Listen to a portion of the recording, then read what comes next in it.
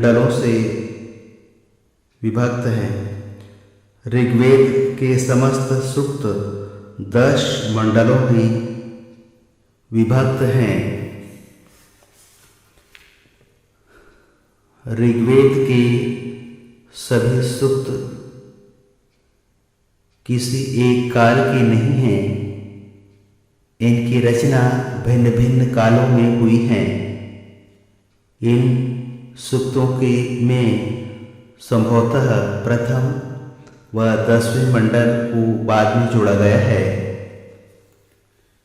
ऋग्वेद के सभी सूक्त किसी एक काल के नहीं हैं। इनकी रचना भिन्न भिन्न कालों में हुई है।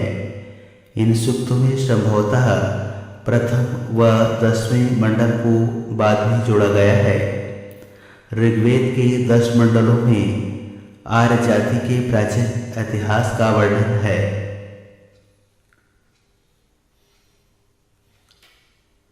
गृत्समद, विश्वामित्र, वामदेव, भारद्वाज, अत्रि एवं वशिष्ठ आदि ऋषियों ने सूक्त अथवा मंत्रों की रचना की थी। लोपामुद्रा, घोषा, सची, पौलोमी एवं काक्षावृत्ति प्रमुख ऋषिणियाँ थी। लोपामुद्रा, घोषा, सची, पौलोमी एवं काक्षावृत्ति प्रमुख ऋषिणियाँ थी।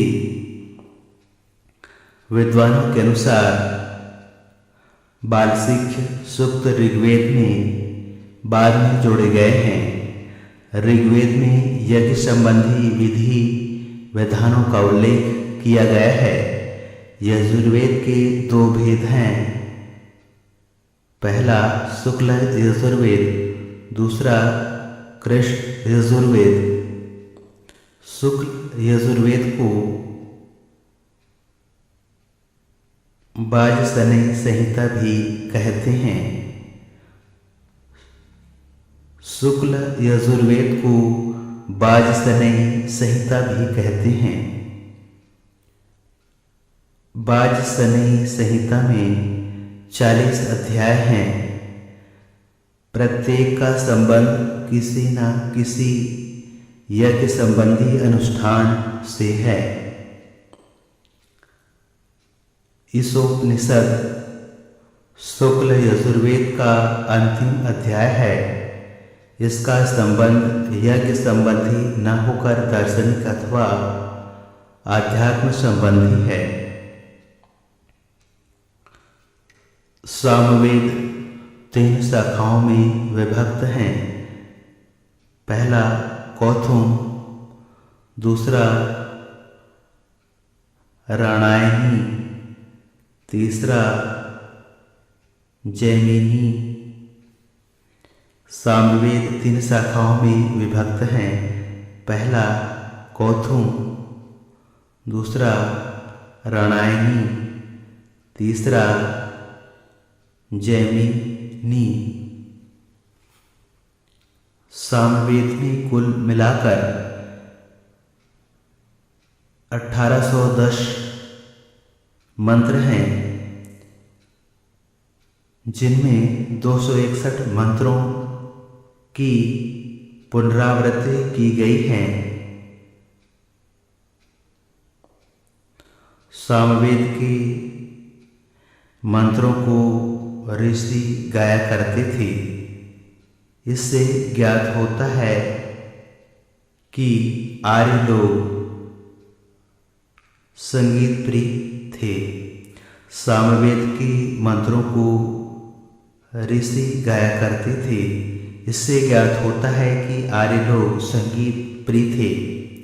सामवेद में केवल 75 श्लोक ही नए हैं।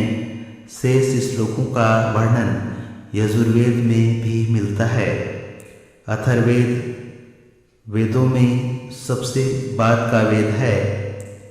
इसमें 731 सूक्त तथा 20 अध्याय हैं। अथर्ववेद में भूत प्रेत आदि को वश में करने के लिए अनेक मंत्र दिए गए हैं। चारों वेद के एक एक उपवेद भी हैं जो इस प्रकार हैं।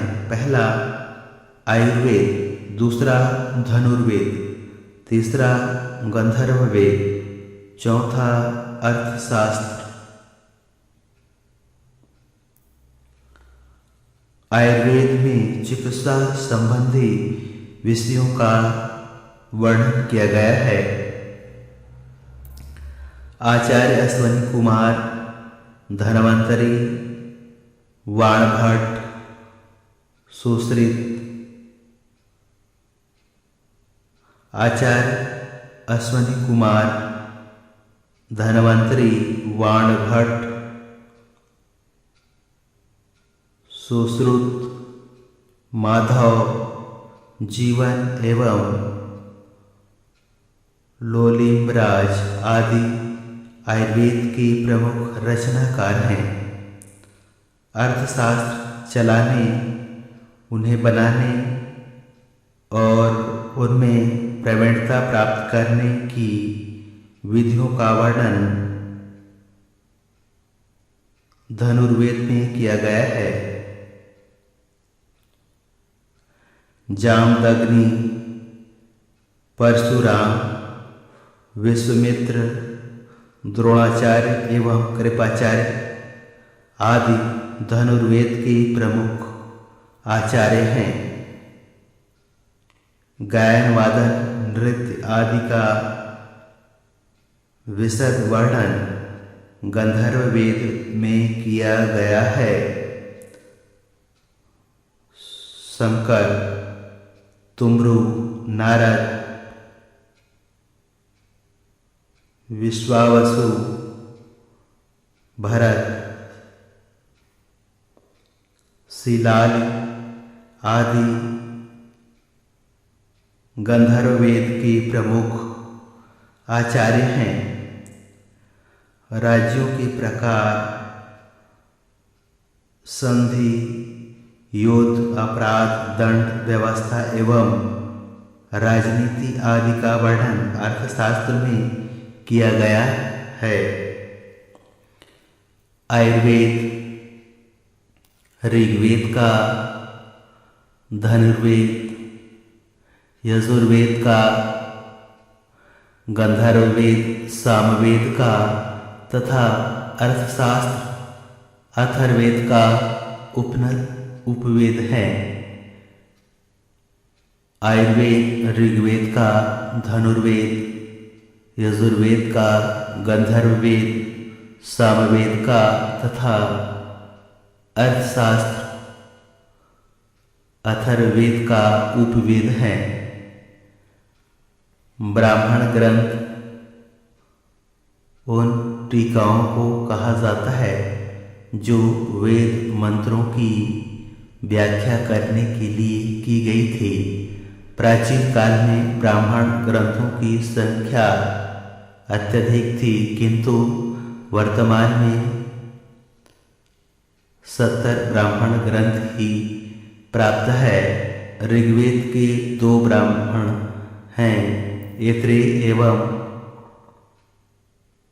कौशिकी। कृष्ण यजुर्वेद का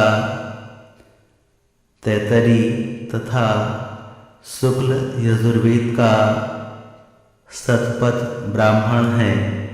कृष्ण यजुर्वेद का तैतरी तथा शुक्ल यजुर्वेद का शतपथ ब्राह्मण हैं। तांडव, पंचविश, सदविश एवं छांदोग्य सामवेद के ब्राह्मण हैं। गोपथ ब्राह्मण अथर्ववेद का है। ब्राह्मण ग्रंथों के बाद आरण्यक की रचना हुई। ब्राह्मण ग्रंथों के बाद आरण्यक की रचना हुई। गूढ़ विषयों का अध्ययन करने वाले ऋषि प्रायः जंगलों व अरण्यों में निवास करते थे। उन ऋषियों द्वारा जंगल में जिस साहित्य की सृष्टि की गई उन्हें अरण्य कहा जाता है। गूढ़ विषयों का अध्ययन करने वाले ऋषि प्रायः जंगलों व अरण्यों में निवास करते थे, अतः ऋषियों द्वारा जंगल में जिस साहित्य की सृष्टि की गई उन्हें अरण्य कहा जाता है। गूढ़ विषयों का अध्ययन करने वाले ऋषि प्रायः जंगलों व अरण्यों में निवास करते थे, अतः ऋषियों द्वारा जंगल में जिस साहित्य की सृष्टि की गई उन्हें अरण्यक कहा जाता है। आरण्यकों में आत्मा, मृत्यु और जीवन आदि विषयों का वर्णन है। इनका अध्ययन एकांत वनों में किया जाता था। ऐत्री एवं कौशिकी की ऋग्वेद के आरण्यक हैं। ऐत्रेय आरण्यक के रचयिता महिदास ऐत्रेय हैं। तैत्रीय आरण्यक कृष्ण यजुर्वेद का है। सामवेद एवं अथर्ववेद के आरण्यक नहीं हैं। छांदोग्य एवं